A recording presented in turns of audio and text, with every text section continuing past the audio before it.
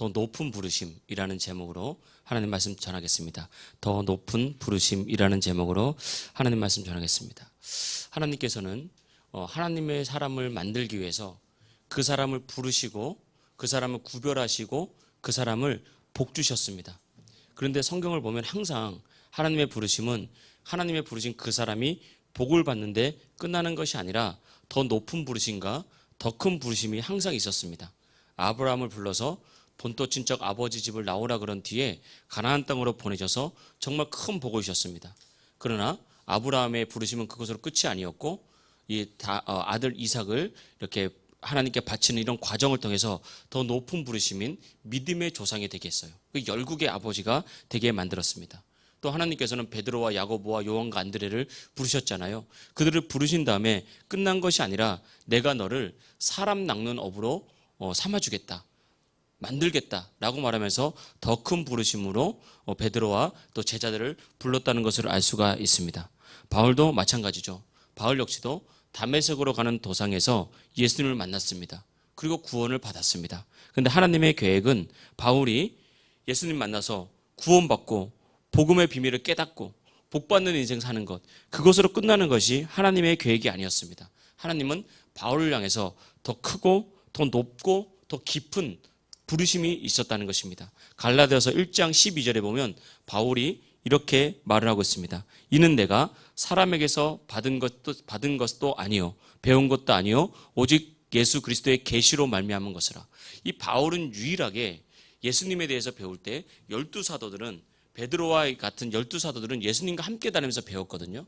근데 바울은 예수님이 돌아가신 뒤에 예수님을 믿었기 때문에 바울은 아라비아 광야 3년에 있으면서 부활하신 예수님께서 성령을 통한 계시로 직접 복음을 배우고 하나님의 말씀을 배웠다는 것입니다. 그래서 바울을 통한 복음, 로마서나 갈라디아서나 이후 성경에 보면 더 깊은 계시가 바울을 통해서 나타났다는 것을 알 수가 있습니다. 이렇게 많은 계시를 깨닫게 해준 것, 이것으로만 바울이 끝난 것이 아니라 하나님께서는 이 바울을 복음이 필요한 더 넓은 세계로, 더 많은 나라들로 보내는 계획이 있었다는 것입니다. 그래서 바울을 통해서 온 세계 열방을 품게 하시려는 하나님의 계획과 더 높은 부르심이 바울에게 있었다는 것을 우리가 오늘 성경 통해서 알 수가 있습니다. 우리 역시도 마찬가지입니다. 우리가 하나님께서 우리를 선택하셔서 복음을 듣게 하셨습니다. 그리고 구원받게 하셨습니다. 그리고 구원을 받은 뒤에 이 복음 안에는 이런 놀라운 축복이 있구나 라는 믿음을 갖게 하시고 여러 가지 분야에서 우리가 그 축복을 받게 하시고 누리게 하셨습니다. 그러나 하나님이 우리를 향한 부르심은 결코 그것이 끝이 아니라는 것입니다. 우리가 예배하고 기도하고 여기에서 우리의 부르심이 끝나는 것이 아닙니다. 엄밀하게 예배와 기도는 하나님께서 우리를 향해서 선물로 주신 거예요. 우리가 하나님을 향해서 헌신하는 것이 아니라 예배와 기도는 하나님께서 선물을 마련해 놓고 이 선물을 누려라라고 우리를 보낸 겁니다. 그래서 흔들리는 우리의 믿음이 예배를 통해서 붙잡히게 되고 우리가 세상에서 여러 가지 복잡했던 우리의 생각들이 다시 말씀을 기준으로 해서 다시 하나가 되게 되면서 말씀의 유익을 누리게 하신 거예요. 기도란 것도 마찬가지입니다. 기도 역시도 우리의 필요를 하나님께 구할 때 주님께서는 공급하시고 때로는 가르쳐 주시고 인도하시면서 가장 선한 길로 우리를 인도하십니다. 이것이 바로 예배와 기도의 기본적인 역할인데 이 예배와 기도는 우리가 하나님께 시간을 구별해서 헌신한다 이런 의미가 아니라 사실은 우리를 향한 선물이기 때문에 우리가 하나님께 감사해야 되는 어떤 제목이죠. 하나님 우리에게 기도할 수 있는 은혜를 주신 것, 예배할 수 있는 은혜를 주신 것 너무너무 감사합니다 라고 하면서 이런 예배와 기도 주님 앞에 감사하면서 드리는 것입니다. 그런데 많은 그리스도인들이 예배와 기도 정도에서 우리의 부르심을 끝내버린단 말입니다. 예배하다가 다시 믿음에 대한 확신을 갖고 예배하다가 다시 말씀에 대한 확신을 갖고 예배하다가 치유에 대한 확신을 갖고 기도하다가 응답받고 여기서 끝나버린단 말입니다. 이것은 우리를 향한 하나님의 온전하신 뜻이 아닙니다. 여러분 우리가 예배를 통해서 기도를 통해서 나의 영이 살고 나의 영이 잘 되고 삶이 강건해지는 것, 이건 너무나 중요한 것입니다. 이건 역시도 주님께서 우리에게 원하시고 또 우리를 복주시는 방법입니다. 그러나 여기서 머물러 있는 것은 하나님께서 원하는 더 큰 계획이 아니라 하나님의 계획은 어쩌면 시작조차 하지 않았다는 것을 알아야 됩니다. 나를 향한 하나님의 더 높은 부르심과 더 큰 부르심이 있는 것입니다. 그래서 우리가 항상 우리 삶에서 예배나 기도의 차원을 넘어서서 우리를 향한 하나님의 더 크고 더 높고 더 넓은 그런 영광 속으로, 부르심 속으로 들어가는 하나님 백성 되기를 주의 이름으로 축복합니다. 이스라엘 백성들에게 예수님께서 승천할 때 제자들에게 그렇게 말했습니다. 너희가 성령을 받으면 권능을 받는다. 그러면 예루살렘과 온 유대와 예루살렘과 사마리아와 땅끝까지 이르러 내 증인이 되라. 그러면서 부르심을 명확하게 해주셨다고요. 근데 우리가 아는 것처럼 어떻게 했습니까? 성령 세례받은 이 제자들이 성령 충만받고 정말 예루살렘에서 놀라운 부흥을 이루면서 예루살렘 교회가 형성이 됐습니다.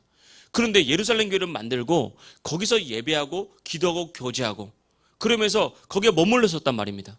더 큰 부르심으로 가지 못하고 예배와 기도의 어떤 한계를 뛰어넘지 못하고 분명히 더 큰 부르심이 있는데, 더 높은 부르심이 있는데, 그러니까 하나님께서 어떻게 하셨습니까? 핍박이 이렇게 했다고요. 바울을 통해서, 그러니까 예전에 사울이었죠. 사울을 통해서 스데반이 순교하게 만들고 예루살렘에 큰 핍박을 만들면서 하나님의 사람들을 강제적으로 사마리아나 주변 나라에 흩으셔서 더 높은 부르심을 이룰 수 있도록 그렇게 만들어갔다는 거예요. 그래서 우리가 고인물이 썩는다고 하지 않습니까? 고인물이 썩듯이 은혜가 우리 찬송됐지만 성령의 비라 그러잖아요. 이거 은혜를 비라고도 표현 많이 하거든요. 성령의 비를 담고 그것을 내 것으로만 가지고만 있으면 그 물은 반드시 썩게 되어 있습니다. 반드시 수문을 열고 더 높은 부르심으로 나가야 더 큰 승리와 싱싱함과 활력과 축복이 그 속에 남아있는 것입니다.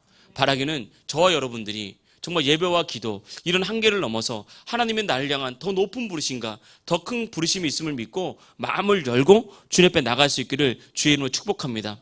요한계시록 3장 20절 21절에는 이렇게 말하고 있습니다. 볼지어다 내가 문 밖에 서서 두드리노니 누구든지 내 음성을 듣고 문을 열면 내가 그에게로 들어가 그와 더불어 먹고 그는 나와 더불어 먹으리라. 이기는 그에게는 내가 내 보좌에 함께 앉게 하여 주기를 내가 이기고 아버지 보좌에 함께 앉은 것 같이 하리라. 아멘.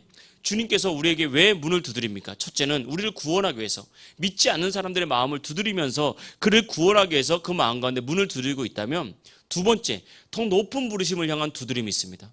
우리가 예배와 기도나 어떤 현실에 안주했을 때, 우리가 더 높은 부르심을 보지 못하고 현실 속에서 살아갈 때 성령님께서는 안타까운 마음으로 우리의 문 앞에서 두드린단 말입니다. 마음문을 두드리면서 더 높은 부르심이 있다, 이 음성을 듣기를 원합니다. 그래서 우리가 마음을 열고 그 음성 듣고, 주님, 내가 나를 향한 더 높은 부르심을 내가 깨닫기 원합니다. 주님, 나를 어떻게 쓰시기를 원하십니까? 내가 주님 앞에 어떻게 사용되기를 원하십니까? 내가 깨닫게 해주시고 나를 알게 해주십시오. 내가 그렇게 헌신하겠습니다. 이것이 바로 문을 열고 주님을 모셔드리는 것입니다. 그럼 주님께서 우리와 더불어 먹고 마시면서 우리를 통해서 하나님의 높은 부르심을 이루실 뿐만 아니라 우리에게 영적인 권세를 주셔서 아버지 보좌에서 함께 왕노릇하는 그런 은혜를 주실 줄 믿습니다. 그래서 오늘 말씀을 통해서 우리가 더 높은 부르심을 향해 나가기 위해서는 어떻게 해야 되느냐라고 했을 때, 첫째는 간절한 기도, 더 높은 부르심을 깨닫는 기도가 우리 안에 필요하다는 것입니다. 우리 13장 1절 말씀 보겠습니다. 안디옥 교회에 선지자들과 교사들이 있으니 곧 바나바와 니게르라 하는 시므온과 구레네 사람 루기오와 분봉왕 헤로데의 젖동생 마나엔과 및 사울이라. 2절 주를 섬겨 금식할 때에 성령이 이르시되 내가 불러 시키는 일을 위하여 바나바와 사울을 따로 세우라 하시니. 보십시오. 이 안디옥 교회에 지도자 그룹이 있었다고요. 이 그룹이 간절히 하나님께 주를 섬겨 기도할 때 성령께서 더 높은 부르심을 줍니다. 성령께서 말씀하시되 바나바와 사울을 따로 세워서 내가 시키는 일을 하게 하라. 더 높은 부르심이 있다는 거예요.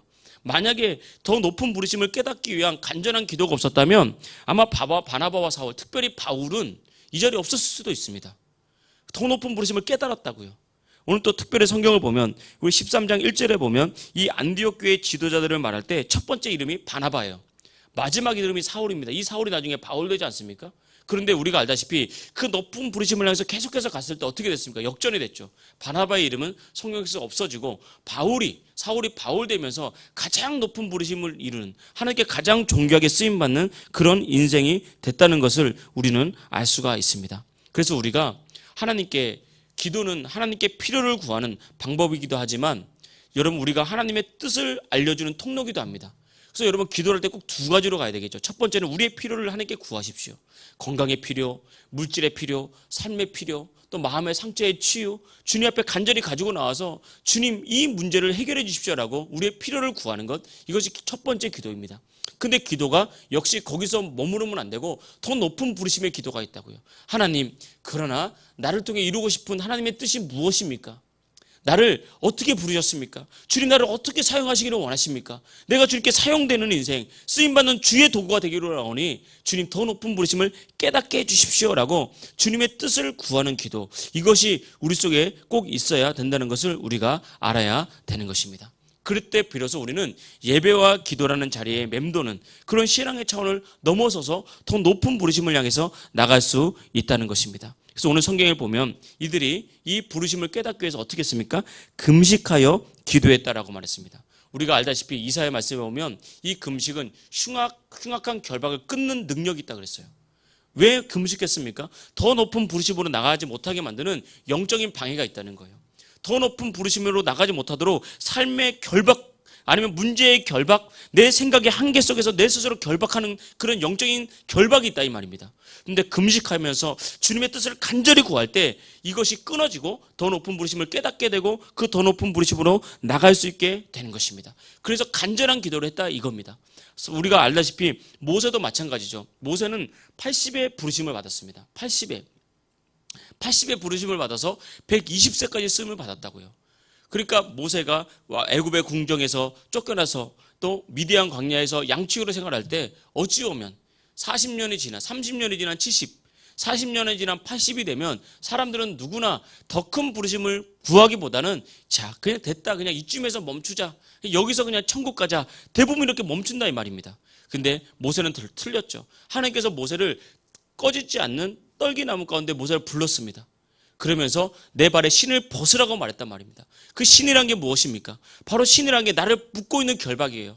그 양치던 신, 그거 벗으라 이겁니다. 그래서 더 높은 부르심을 향해서 나갈 수 있어야 된다라고 성경이 그렇게 말하면서 모세 역시도 자신의 발에 신을 벗고 더 높은 부르심을 향해서 자신의 삶을 주님께 드리니까 정말 이스라엘의 지도자가 80이 되어서 120세까지 정말 마르지 않는 그런 열정과 또 흐르지 않는 시력과 체력과 영적인 어떤 깨달음과 분별력 가지고 이스라엘을 가나안 땅 입구까지 우리 인도했지 않습니까? 이것이 우리를 향한 더 큰 부르심, 이게 언제 나타난다? 기도할 때 간절히 주님 앞에 기도한다는 것입니다. 그래서 항상 우리가 기억해야 될 것은 지금 내가 주님 앞에 부르심을 향해서 여러분 쓰임받고 있습니까? 근데 그 자리에서 주님께서 여러분에게 여러분을 힘들고 고통스럽게 만들려고 하는 것이 아니라 여러분을 더 아름답고 더 위대하게 쓰시려고 하는 더 높은 부르심이 있다고요. 그래서 오늘은 예배 끝나고 기도할 때 하나님, 정말 내가 예배나 기도의 한계를 넘어서 주님 앞에 우리의 삶을 드릴 수 있는 더 높은 부르심이 무엇입니까? 그래서 깨닫게 해주십시오. 내가 그 자리에 그곳에 헌신할 수 있도록 나에게 은혜 주십시오라고 기도하면 주님께서 깨닫게 하시고 그것 붙잡고 살 때 우리 삶은 승리하는 그런 인생이 될 줄 믿습니다. 여러분, 우리가 영성도 마찬가지죠. 영성, 이 신앙이라는 것은 성장해야 됩니다. 그런데 이 더 높은 부르심을 향해서 가지 못하면요, 머무를 수밖에 없고 썩을 수밖에 없고 무너질 수밖에 없는 것입니다. 항상 더 높은 부르심을 깨달아서 하나님께 헌신하며 여러분 삶을 드릴 수 있기를 주의 이름으로 축복합니다. 두 번째는 우리가 더 높은 부르심으로 나가기 위해서 성령님의 인도에 즉시 반응하는 모습이 필요하다라는 것입니다. 성령의 인도에 즉시 반응하라. 우리가 기도하면 단번에 응답이 안 올 수도 있고 더 높은 깨달음이 무엇인지 알 수 없을 수도 있습니다. 그런데 정말 내가 쓰임받기 위해서 하나님 나를 사용해 주십시오. 내가 주님께 쓰임받는 인생 되기 원합니다. 내가 가야 될 길을 깨닫게 해주십시오라고 기도하고 간구하게 되면 반드시 성령님께서 깨달음을 주시고 감동을 주십니다. 아니, 하나님께 헌신하겠다는데 하나님께서 그것을 그냥 입 다물고 있겠습니까? 하나님께서는 우리 마음에 깨달음 주시고 감동 주셔서 우리에게 말씀하시는 겁니다. 13장 2절 말씀해 봐도 주를 섬겨 금식할 때 어떻게? 성령이 이르시되, 성령께서 말씀하시고 감동 주시고 깨닫게 하셔서 내가 불러 시키는 일을 위하여 바나바와 사울을 따로 세우라라고 말했잖아요. 그래서 따로 세우라 그랬을 때 그 즉시 3절에 보니까 어떻게 했습니까? 이에 금식하며 기도하고 두 사람에게 안수하여 보내니라. 성령의 말씀, 감동이 있자마자 바로 바나바와 사울을 따로 세워서 안수해서 선교사로 파송하는 일을 볼 수 있습니다. 이것을 미루지 않았다는 것이죠. 여러분, 그래서 성령님의 깨달음, 감동이 있자마자 바로 성령님의 인도에 즉시 반응하는 것, 이것이 우리가 더 높은 부르심으로 갈 수 있습니다. 우리가 항상 기억해야 될 것은 이 믿음 안에서 마귀의 시간은 내일이고 하나님의 시간은 오늘이라는 것, 이거 꼭 기억해야 됩니다. 마귀는 계속해서 그냥 내일 해라, 지금 힘들잖아, 지금 바쁘잖아, 지금 여러 가지 일들이 많잖아, 그러니까 내일에, 다음에, 이 마귀의 시간입니다. 그 내일이 10년 되는 거고요, 그 10년이 나중에 천국 갈 때까지 우리가 그 일을 못하는 겁니다. 그렇지가 않습니다. 우리가 즉시 순종하면 하나님께서 즉시 역사하는 거예요. 건강 주십니다. 여러분에게 물질도 주십니다. 여러분 삶을 주님께서 반드시 인도해 가십니다. 중요한 것은 하나님의 시간은 오늘이다. 감동이 오고 깨달음이 올 때 내가 지금 주님의 헌신 앞에, 내가 주님의 감동 앞에 반응하겠습니다라고 반응하며 나가면 하나님께서 은혜 주실 줄 믿습니다. 그런데 즉시 우리가 반응하지 않으면 기도의 시간도 놓치게 되고 헌신의 시간도 놓치게 되는 거예요. 예를 들면 작게는 우리가 때때로 성령께서 우리 안에 기도의 감동을 줄 때가 있죠. 지금은 기도할 시간이다, 지금 기도할 때다. 근데 우리가 바쁘잖아요. 여러 가지 일도 있고 때로는 피곤하기도 하잖아요. 그러니까 자꾸 시간을 미루면요, 기도 끝까지 못합니다. 그런 감동이 있을 때는 즉시 우리가 기도하는 것이 너무너무 중요합니다. 자꾸 우리의 마음을 드리는 거죠. 헌신도 마찬가지고 더 높은 부르심도 마찬가지고, 우리가 성령의 감동이 있을 때, 또 부르심과 사명과 헌신이 있을 때는 여러분을 고민하는 것이 아니라 즉시 반응하면 하나님께서 길을 열어주십니다. 길이 없던 길이잖아요. 길이 없어요. 그래서 막막해서 어떻게 해야 되나라고 생각하지만 우리가 반응하면 성령께서 앞서가시면서 길을 만들어주십니다. 내가 힘든데 어떡하지라고 하지만 우리가 믿음으로 반응하면 주님께서 앞서가시면서 나의 힘든 것을 대신 처리해 주신다는 거예요. 그래서 그런 말도 있잖아요. 내가 하나님으로 일을 하면 하나님은 내 일을 하신다고. 이 사실을 믿으시길 축복합니다. 그래서 더 높은 부르심으로 가기 위해서 성령의 인도에 즉시 반응하는 하나님 백성 되기를 축복합니다. 마지막 세 번째는 우리의 인생을 언제나 부르심과 사명 중심으로 살라는 것입니다. 안디옥 교회에서 파송된 후로부터 바울은 언제나 사명 중심의 인생을 살았습니다. 바울도 직업이 있었거든요. 원래 유대인들은 항상 자신의 나름대로의 직업을 하나 갖게 만들었어요. 특별히 랍비들, 말씀을 가르치는 사람들이라든지 아니면 이런 말씀을 연구하는 사람들은 자기만의 직업이 있었습니다. 바울은 어떤 직업이 있었죠? 텐트를 치는 직업이 있었어요. 그래서 바울은 항상 선교사니까 후원이 부족하면 자기가 일을 해서 돈을 벌었습니다. 후원이 넉넉하고 많은 분들이 헌금을 해주면 일을 할 필요가 없으니까 그 헌금으로 열심히 일을 했다면, 때때로는 헌금이 부족하고 후원이 부족할 때는 스스로 텐트를 만드는 일을 하면서 그것으로 돈을 벌고 생활을 하고 또 선교를 했던 것이 바울의 역할입니다. 그런데 우리가 항상 기억해야 될 것은 바울은 언제나 말했습니다. 우리의 염려를 주님께 맡기고 우리의 문제를 주님께 맡기면 주님께서 그 풍성하신 은혜 가운데 너희를 넉넉히 채우리라 말하면서 항상 사명 중심의 인생을 살았고 또 그렇게 살라고 권면했던 사람이 바로 바울이었다는 거예요. 우리도 마찬가지입니다. 우리 인생을 보면 사명 중심의 인생이 있고 필요 중심의 인생이 있다고요. 항상 필요 중심의 인생은 당장 일어난 일을 해결하기 위해서 그거 쫓아가는 인생이거든요. 그래서 필요 중심의 인생을 살다 보면 항상 바빠요. 왜냐하면 인생의 필요는 끝이 없거든요. 사람의 필요는 끝이 없어요. 그래서 항상 바쁜 사람들은 사실은 사명 중심의 삶이 아니라 늘 필요 중심으로, 이거 필요하면 이거 쫓아가고 저거 필요하면 저거 쫓아가고, 근데 사명이 딱 중심이 되잖아요. 그럼 가지 딱 치기 시작합니다. 그래, 이건 사명 중심이니까 이건 하나님께 맡기고, 이건 내가 하고, 이건 내가 기도로 해야 될 거고, 이런 식으로 구별이 되면서 사명 중심의 인생은 언제나 이렇게 분주하지 않으면서 하나님 앞에 딱 중심을 들고 살 수가 있다, 이것입니다. 이미 말씀을 드렸던 것처럼 예배나 기도 이런 것들은 날 향한 것입니다. 날 향한 축복입니다. 요건 아주 넓은 의미로 보면 이건 역시도 사명일 수 있겠지만, 그러나 더 높은 부르심을 주님께 기도하는 우리에게 있어서는 이것을 단순하게 넘어서야 되는 그냥 축복의 도구라는 것을 우리가 알아야 됩니다. 나를 복주기 위해서 예배하고 기도하라고 하셨으니까 내가 이걸 통해서 복을 받고 예배 울타리를 넘어서야지, 기도의 울타리를 넘어서야지, 사명자로 더 높은 부르심을 향해서 나가야지 라고 주님께 나갈 때 하나님께서 우리에게 주신 은혜의 비가, 은혜가 썩지 않고 더 능력 있게 활기차면서 우리를 통해서 그 은혜가 흘러갈 줄 믿습니다. 여러분, 그래서 우리를 통해서 이런 은혜가 흘러갈 때 하나님께서 일하신다 이 말입니다. 하나님 그때 역사하시는 거예요. 그래서 언제나 사명은 선택이 아니라 필수다. 사명은 선택이 아니라 필수다. 지금 이 시대에 많은 사람들이 예수님을 믿을 때 사명을 선택으로 생각하면서 그냥 여러 가지 이유로, 바쁘다는 이유, 아니면 내가 상처받았다는 이유, 내가 힘들다는 이유로 사명을 선택하지 않고 그 사명을 선택으로 생각한단 말입니다. 필수로 하지 않는다는 거예요. 그래서 여러분 언제나 주를 향한 사명은 내가 살아나는 필수다라고 생각하면서 언제나 사명 중심의 인생이 되시길 축복합니다. 그리고 이왕 사명 감당하려고 하거든 기도하면서 힘을 다하면 더 큰 힘과 더 큰 능력을 얻을 수 있습니다. 우리가 이 땅을 살아가다 보면 같은 원리가 있어요. 우리가 가끔 운동을 하잖아요. 운동을 하면 뭐든지 운동뿐만 아니라 뭐든지 그런 것 같아요. 대충 하면 재미가 없죠. 힘만 듭니다. 재미가 없고 힘만 들어요. 제가 요즘에 좀 날씨도 좋고 또 이렇게 특별히 이렇게 운동할 시간을 구별하기가 힘들어서 일주일에 2-3번 정도 해서 집에서 교회까지 왔다가 걸어가거든요. 그러면 한 만보에서 많이 걸으면 15,000보 정도 됩니다. 그 뭐 시간으로는 한 2시간 정도 이렇게. 그러면 이제 자연도 나무도 보고 꽃도 보고 또 가면서 기도도 하고 또 여러 가지 생각도 하고 묵상도 하고 그러는데 자꾸 걷다 보니까 이 걷는 거를 때로는 이렇게 좀 힘들 때도 있잖아요. 근데 이제 억지로 하면 그 즐거움이 없거든요. 재미가 하나도 없습니다. 그런데 자원하는 마음으로 걷기 시작하면 즐거워요. 재밌습니다. 뭔가 뭐 하루에 10,000보 걷는 게 뭐라고. 그거 하면요 딱 앱을 켜가지고 딱 시작해서 딱 해놓으면요 10,000보, 10,000몇 걷고 몇 칼로리 소비. 그게 뭐라고.